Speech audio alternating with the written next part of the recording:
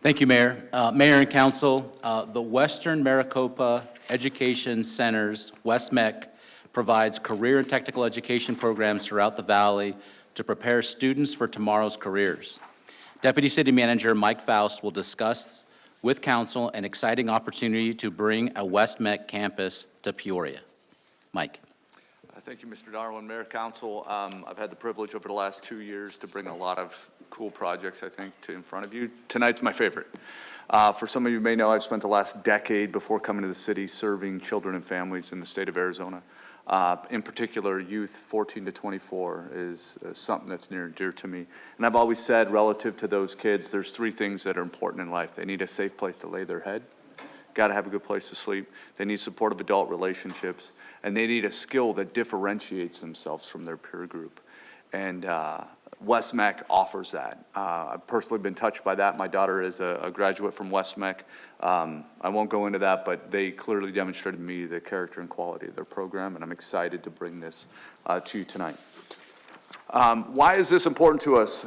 Economic development is one of the 3 council priorities. A large part of economic development is about addressing workforce gaps. In particular, our job as a city is connecting employers with our education and partners with that Peoria workforce. And so how do we catch these youth when they're young? How do we get them into the right programs? How do we make sure the programs are equipped and enabled to match the needs of employers so kids can immediately start to earn money, but more importantly, our workforces or our employers can have meaningful workforce that are homegrown. So we see this as just a fantastic opportunity. For those of you not familiar with West-MEC, and I wasn't either, my daughter came home one day and she says, I'm done playing soccer. I'm going to West-MEC, and I had to go do some homework. So you're going to get 3 bullets and 20 seconds of knowledge on them. So Western Maricopa Education Center is our career and technical education partner in the West Valley. You see the map there, all the orange is their boundary. So you're talking from I-17 corridor all the way west past Wickenburg, south of Gila Bend. It's a very large coverage area. They have over 35 technical programs across their 5 campuses, supporting 12 different member school districts. I was shocked to see that they support 45,000 students between their on-campus West-MEC programs and the homeschool programs that they help and support on the local schools. And even more shockingly, 20% of that enrollment are Peoria residents, yet we do not have a campus inside of our city, which is a shame. Hence the project today. So 10 years ago, the city acquired a property at 95th Avenue in Peoria. It's highlighted here just west of Loop 101. So we've had this for a good period of time. Back in the 2022 time period, the city issued an RFP, and the goal was to bring forth a light flex industrial property. That RFP was answered. We have had various conversations between 2 to 3 developers over the last couple of years. And then enter West-MEC. I don't believe in accidents, and they came on a slightly related but independent conversation. And since the 3rd quarter of last calendar year, we've been negotiating with them closely on a deal for this particular property. And it's taken a lot of different shapes and forms, but the deal that was the IGA and the ground lease agreement that was in your packet, I'll just touch on the highlights now. So inside of this agreement and ground lease, it's really pretty straightforward. West-MEC has a couple of responsibilities. They agree to lease the subject property. I'll touch on those terms in a minute. They agree to go to their board for approval of the project, including going after a November 2025 election for bond funds. They agree to acquire funding to fully fund the development of the project site through these November 25 election, and if successful, they agree to acquire permits and develop the project site completely by July of 28 for an enrollment and opening in the academic year 28 and 29. The city side of the deal is pretty straightforward. We agree to lease the subject property to West-MEC for the terms inside of the ground lease agreement. The other part of the deal that we've put forth is a bit of a subsidy in that we would waive any fees and charges outside of mandatory charges. So inside of the agreement, there's a very clear definition of what is a mandatory charge. Any other fee outside of that we would waive. Ultimately, that would be our buy-in to the project. The ground lease agreement itself is pretty straightforward as well. $300,000 a year annual lease rate for the property for a term of 10 years.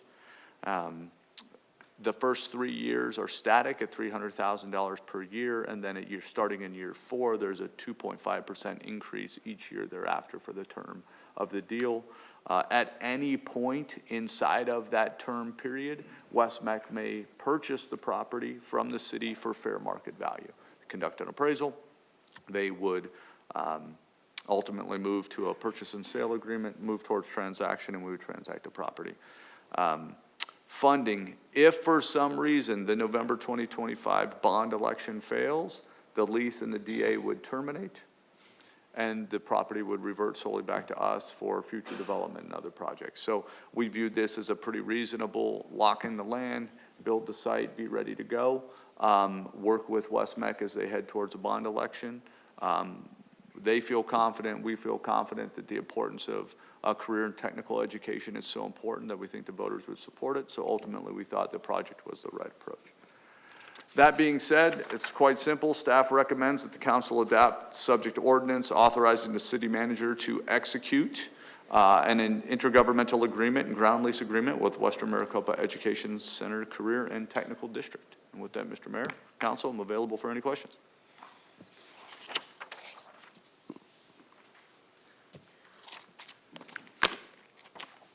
Sarah? Are there any plans in the future for a second West-MEC campus in North Peoria? Mr. Mayor, Sarah, fantastic question, and thank you for that. Actually, that's how this conversation came about. So Dr. Spurgeon and his team came in, and we were talking about, future growth, talking about North Peoria, talking about the Peoria Innovation Core and the importance of having a campus up there. And I'm impatient, we're impatient, and we looked at them and said, why do we need to wait? Like, there's a need now. How can we bring a solution? And they said, well, what do you think's available? And I said, we've got a 14-acre parcel. Why don't you do it? Well, the part of the story that I didn't know till later is they were equally as giddy about the idea as we were, and so they left and drove by the property, and actually that's what started it off. So that's a long way of saying, yes, we really do see a demand for a North Peoria campus. In fact, we've had some other discussions about that. So we will continue to work that direction, but that was the impetus and the catalyst behind getting to this particular deal. Councilor Bullock? Thank you, Mayor Beck. Thank you, Mike. Just a couple of quick ones, just to make sure it gels in my head correctly.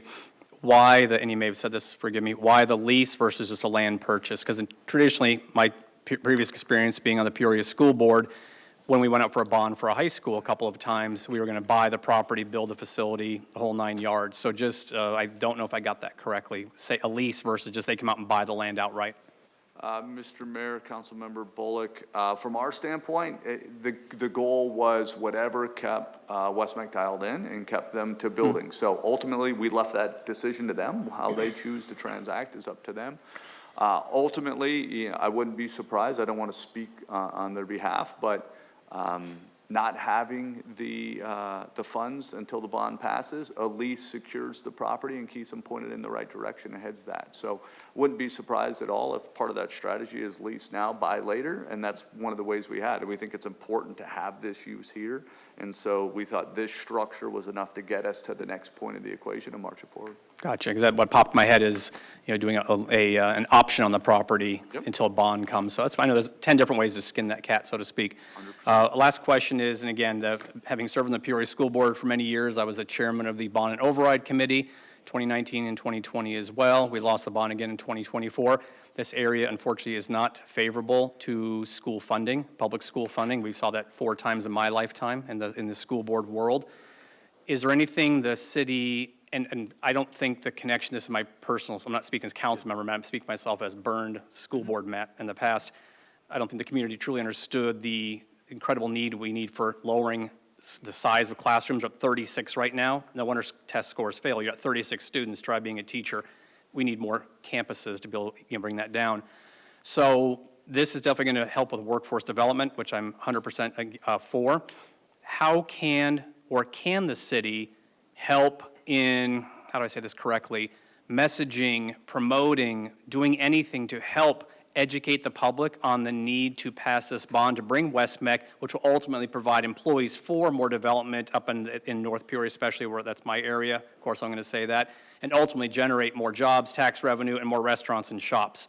So can the city do anything, or is it, are we at arm's length away from this, like no touchy, and can't say anything about it? Good luck, West-MEC, on your bond. Mr. Mayor, formerly burned school board member. Formerly I- burned Bullock is what I was known as, yeah. I believe, I'm sorry, I'm trying. I went back in the slide deck specifically to show this slide because I think there's a slight deviation between what we're experiencing here locally with the inability of PUSD to generate bond support versus the wide array and the difference community to community. So I think, number one, there's a noticeable difference between the communities that do support and the communities that don't support bond elections, and so I think that's part of it. In terms of the role the city plays, I will defer that to the city attorney. I do not believe it is necessarily our place to advocate. I think it may actually get us a bit of a trouble. I think at the end of the day, our job is to be good development partners with West-MEC, make sure they have what they need from us, and support them in any way that we are legally permitted to do so. Yeah, and again, assume that we can't come out, that's why I said, is it arm's length, or are we able to even just say anything nice about it? I assume arm's length by what you're saying? I would refer that to the city attorney. Okay, sorry. Yeah, that's good. Arm's length, I correct. Not openly. Yes, again, and we'll have a discussion on another day. Thank you very much. I can take a hint. Okay. Ms. Eva Osuna.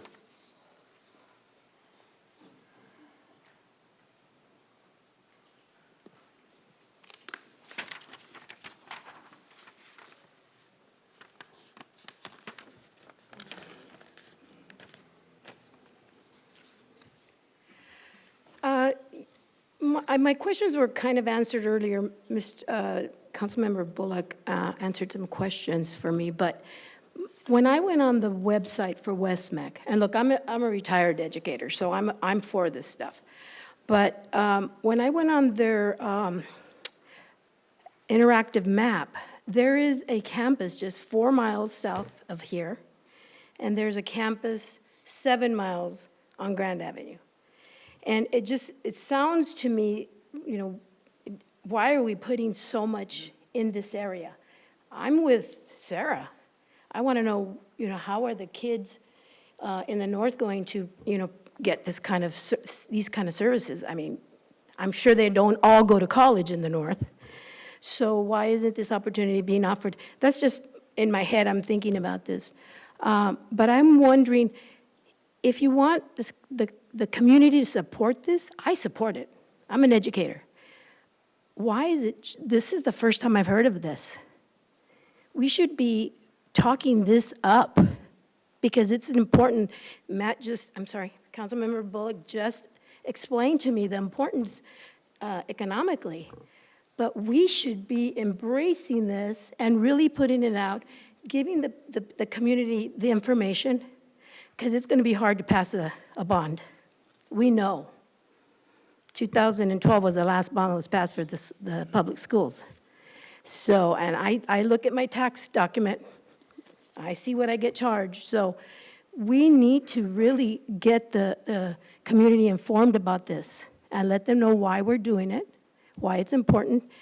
And I really am a little confused because I watched West-MEC's board meeting from December, and there was even some discussion with that board about how are you going to get services, how are you going to get the northern covered with West-MEC services. So just my little opinion. Go ahead, sir. May I address? Mayor, Council, if I could just add a couple of things. So yes, there is a campus, Glendale Airport, very specific programs offered there. Aviation technology, machine tool technology. So there is a program there. In our conversations with West-MEC, we don't exactly envision this campus providing the same level of services because those specific services are that specific, aviation, machine tool technology. Yes, there is a campus on Bell and US 60, but transportation is an issue. So as a parent who had a child who went to the Northeast campus, so Williams 19th Avenue, just north of the Deer Valley Airport, she was not, did not have a driver's license when she first started the program. We had to completely overhaul our entire schedule in order for mom to drop off and dad to pick up. And so having campuses located in regional corridors like off of the 101 begins to offer a lot of solutions where transportation is already an issue for school programs like that. Number two, I'll just highlight, there are wait lists for students to enroll in programs now. And so waiting for the density and waiting for the next campus in North Peoria, although important to us to land one there, there is demand today. And I'll give you a great example of one. There's typically hundreds of students in queue to get into the welding technologies program. Welding technologies program is ultra critical in today's market, specifically to support facilities like TSMC, Intel, and Amkor who are building here. We just located a business in Peoria, 91st and Olive, who specializes in the fabrication and welding of process piping for the semiconductor industry. They will have 120 jobs available. They moved from California to here because the demands were so great. But there is a backlog, or there's a waiting list to get into welding programs at West-MEC, and we see this as a great conduit, and that's example of one program. On a 14-acre campus, they'll be able to house multiple programs that support everything, could be from welding to nursing to veterinary. They're still working through that program, so I agree with Ms. Asuna that yes, we need to be looking up north, but the demands are so great today, whether it's high school learners or adult learners, looking to retool and reskill, that the demand exists now and the opportunity arise. And I, for one, am excited to be part of a solution. Awesome, thank you. Council, do I have a motion? Any other questions, comments? Anyone? Council, do I have a motion to approve agenda item 9R? Mayor, I propose we approve agenda item 9R. Do I have a second? Second. Please vote.